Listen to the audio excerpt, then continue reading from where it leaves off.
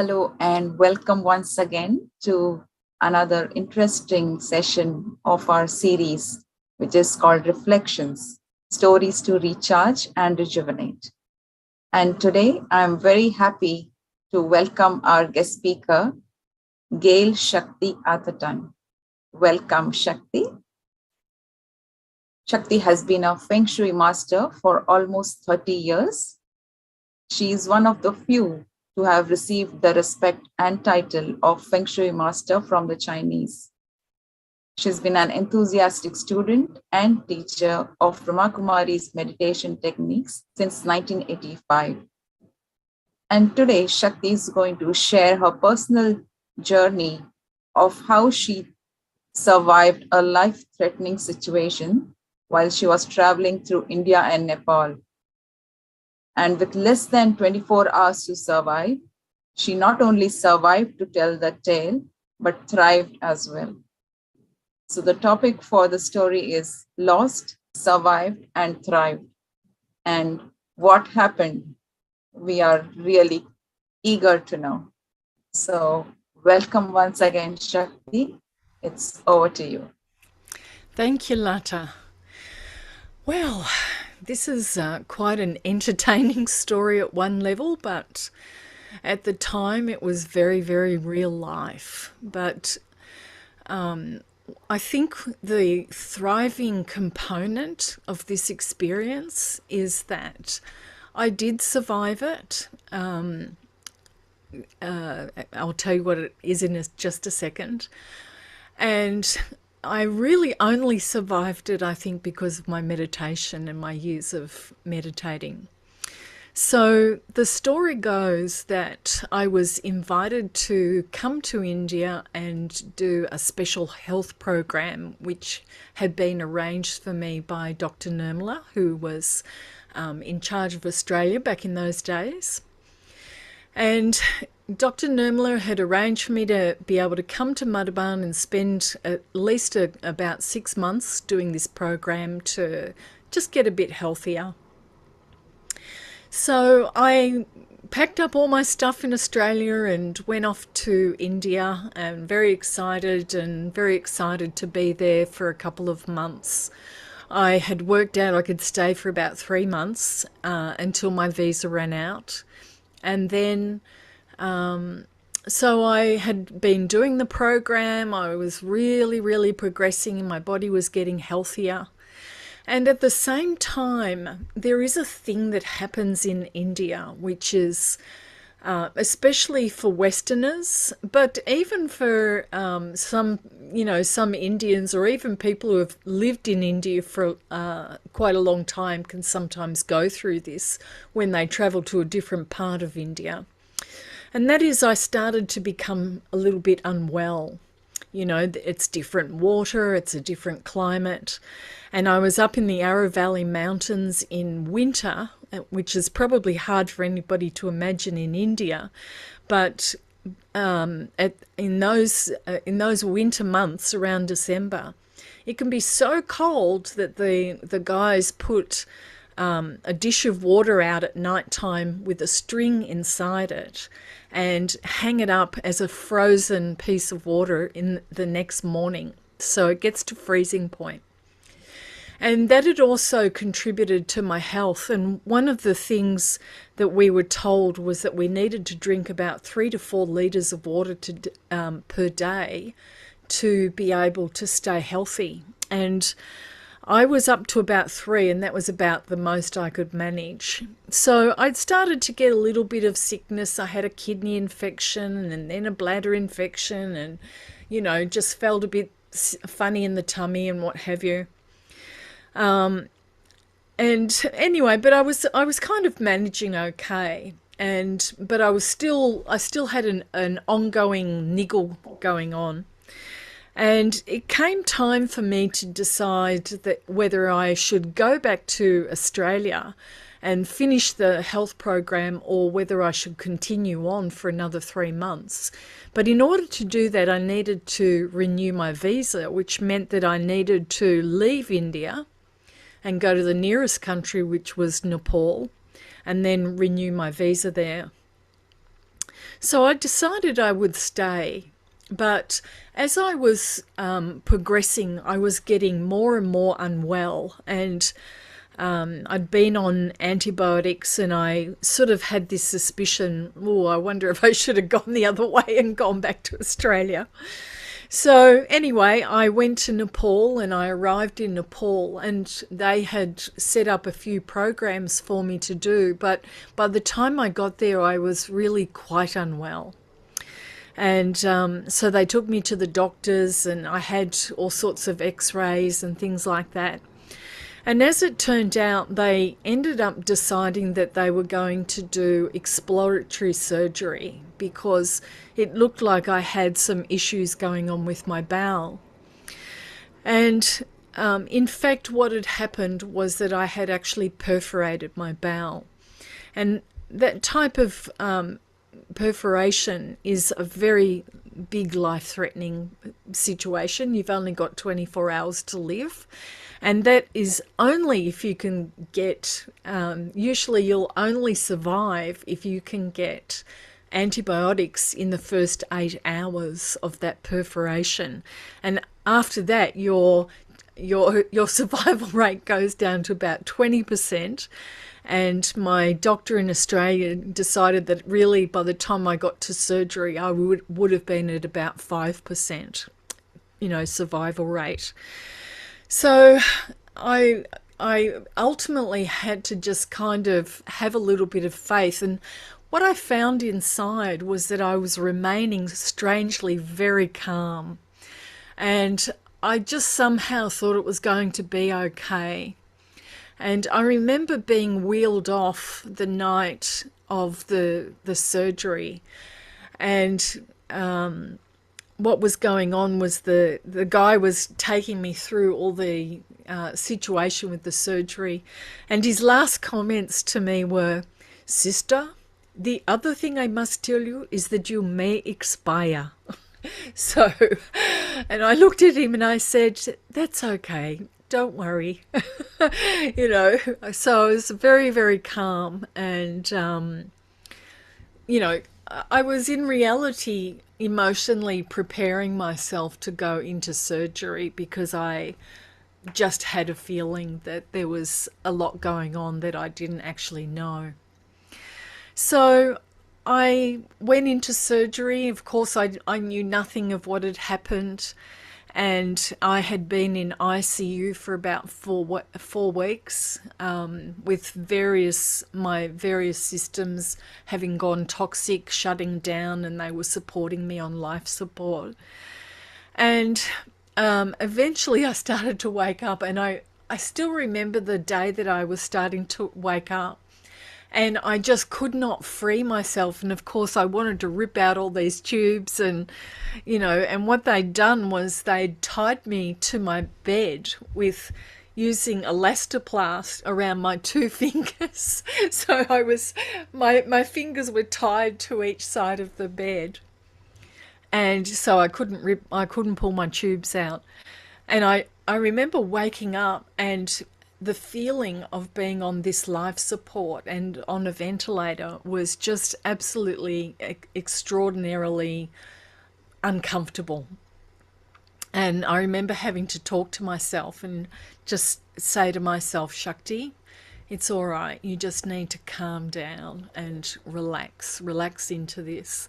And I could feel the fear that was inside of me, and it was so powerful that I just wanted to, if there had have been a way to get out of that bed, I would have just dived at it, but I couldn't do that. So eventually they, took me off they were weaning me off the life support so that I could manage. And in the meantime, what had happened is that I was staying with all my meditation friends in Nepal from Brahma Kumaris, and what was going on behind the scenes is that they had advised Dr. Nirmala and, Daddy Janki and Madhaban that I was in this situation. And they needed to be able to pay for my operation but they hadn't told me anything. And so what they had done was that all these little centers in Nepal had pulled together their money from all over Nepal.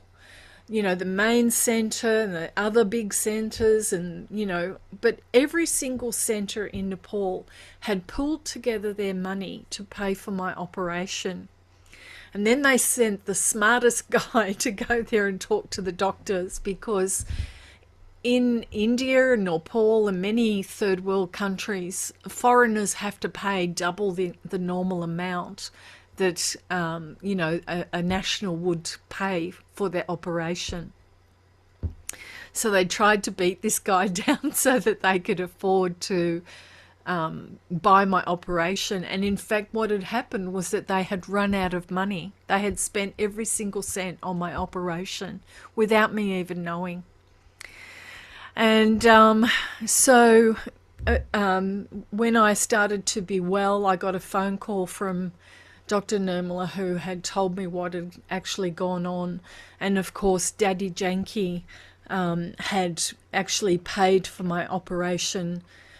So what happened was that all the people in Nepal had paid for my operation, and then Daddy Janki had paid all of them back so that they could keep on with their lives. So I'll just show you a quick little photo of my two saviors, which was, you know, just such a sweet thing, because basically I had no capacity to, firstly, I don't have any living relatives, but the other thing is that I just didn't have any way of being able to pull together this money. And so, not knowing whether I was going to live or die, Daddy and Dr. Nirmala had paid for my operation. So what eventually happened was that they sent another friend of mine from India who's a registered nurse, and she came and got me, and we started the journey back to Australia. But what I remember of it is that really from the whole time that I found out that I needed to go and have the operation, and right throughout just before I went into the operation, I just remained calm.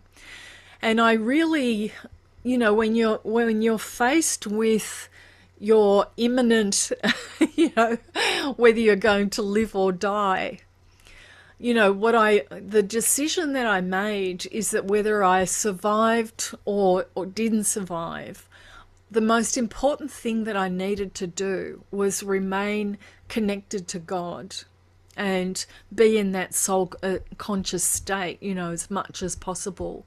Because I felt like, first of all, being in that soul conscious state does actually help you to be healthier, that's for sure. That's one of the things that I think I've gained of meditation for so many years of doing it.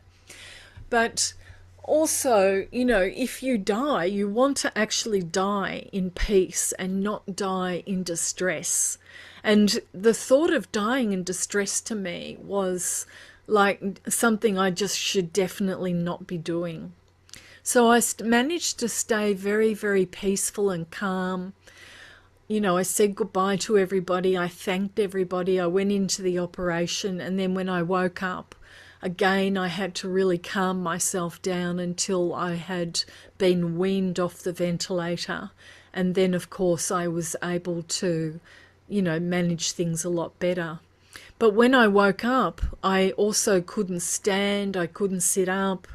I couldn't do anything because my body had atrophied whilst I had been on life support. All the muscles that are not being used end up turning to jelly. So I basically had to learn how to walk again.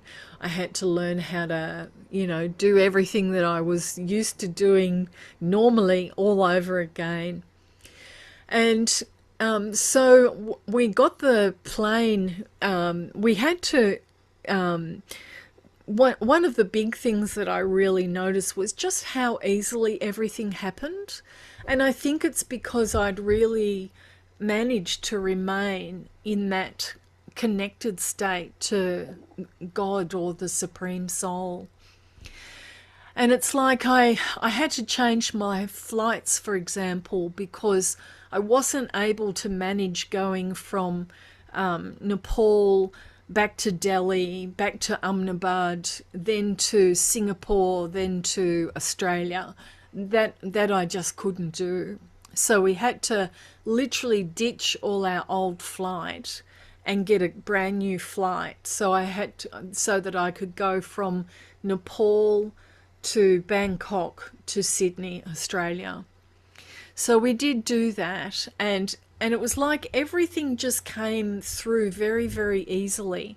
And I was able to get a business class ticket, which I really needed because I couldn't sit up in a chair without passing out. And I still remember now the getting in Nepal, they don't really have the same sort of standards with the aircrafts as what we have in Western countries. So you have to walk out onto the tarmac and climb all the stairs, which was a major challenge for me. So I had my friend's arm and I was hanging onto the side rail to get myself up the stairs. And, magically I got up the stairs, and just as I reached the top of the stairs, the handrail ran out. And at that moment, this little sweet Nepalese guy came out of the plane and said, "Oh, can I help you?" And I said, "Yeah, can you just help me get to my seat?"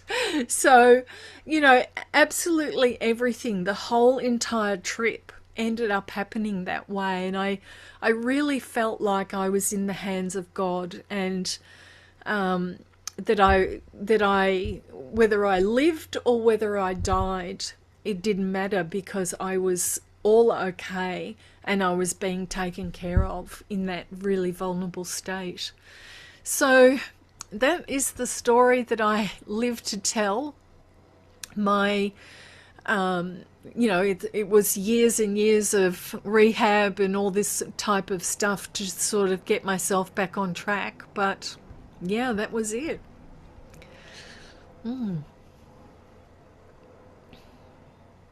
That's wonderful, Shakti. And I think it's quite a courageous story, not just something one can go through so easily. But I think uh, the sense that I could get out of it was something that was kind of destined to happen, but there Yeah, was also this higher energy that was there all the yeah, time, yeah. like be it in terms of the financial support or uh, like the feeling that you had that it will be okay and remaining calm. So there was a connection with the higher, but there was this story that had to, you know, Yeah. uh, whatever And happened I had mean, to I happen. didn't even know that all the financial stuff was going on at all whatsoever. I only found out about that after I had woken up, and Dr. Nirmala spoke to me on the phone and said, "Oh, you're all okay. That's good, and this is what happened." I had absolutely no idea. So it was just such a loving experience to find that all these people that I didn't even know cared enough to really take care of me so well. And even the way that Daddy transferred, Daddy Janky, she took control of that situation financially, and she paid everybody back. So, which is what I always would have wanted to be doing. So, you know, yeah. So yeah, wonderful actually. Very, It's very like beautiful it story. was like walking on a cloud nine for because Absolutely. I didn't know what was happening next, and I just had to have faith, and I just had to keep Yeah. having courage. Yeah. You know. I think those are the two main qualities like we could maybe pick up from the story, like faith. It's like complete faith and courage. Yes. Yeah, yeah, Very beautiful. yeah. So thank you, Shakti. Thank you for sharing that story with us today. You're welcome. You're And welcome. If you would be okay, could you lead us into some meditation through a Yeah, commentary? So yeah, I'd love we to. also experience that energy for a few moments. Okay. Thank you. Now, we practice open eyed meditation, so if you feel comfortable, allow yourself to keep your eyes open, but let your eyes tilt down just a little bit slowly. And you'll notice that when your eyes tilt down, you become aware of everything in the room, so you always know what's going on. So, allowing your eyes to tilt down slightly, let's start with some meditation.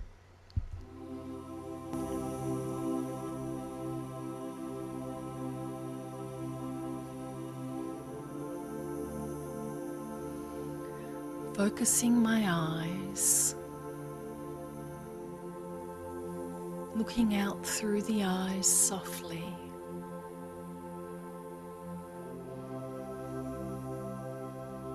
I become aware of everything in the room, and especially my thoughts.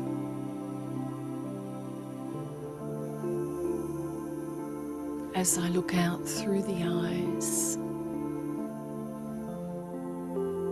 I become aware of my thoughts, and I can feel the soul, the peaceful being, the incognito me,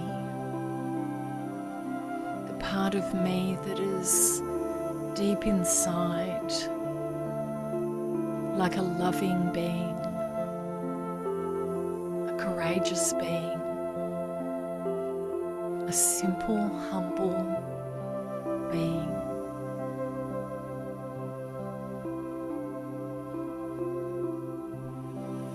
I am a spiritual being living in a worldly life, come to play a destiny and be the best I can.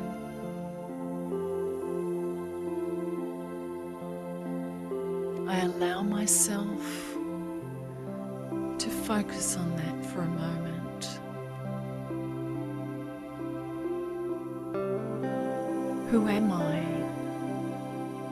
And what have I come here to do? What are my special qualities inside? Am I content?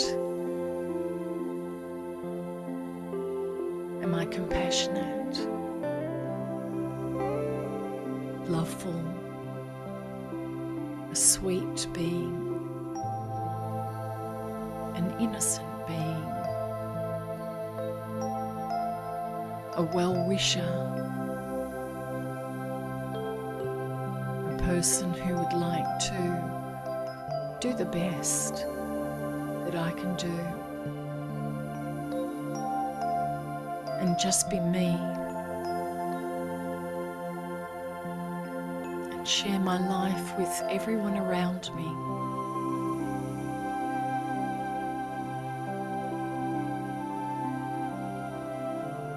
And share the positivity of being free from negative thinking and opening up myself to discover the part of me that lives within. The raw self, the simple self,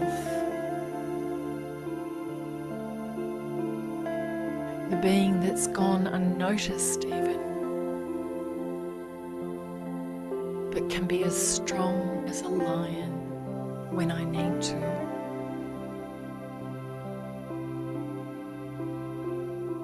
Learning to know myself beyond my body,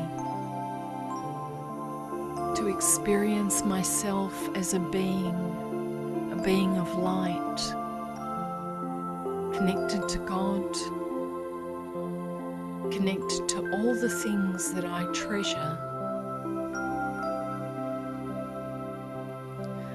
moving myself into that light so that I can find the destiny that I would like, the power to change things from bad to good just by changing myself.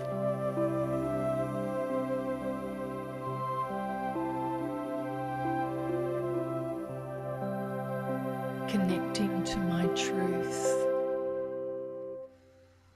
Om Shanti.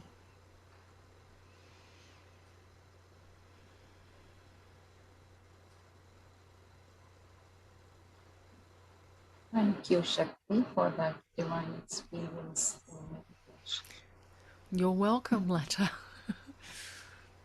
And thank you to the online viewers as well. And if you would like to know more about the Brahma Kumaris in Australia, please do visit our website, which is www.brahmakumaris.org.au. There are various events and programs that keep happening on a regular basis. So please do take benefit. And we will see you again in a couple of weeks with another interesting story at the same time. So take care of yourself, stay happy, and happy International Women's Day that we celebrated this last week. So thank you very much. Om Shanti.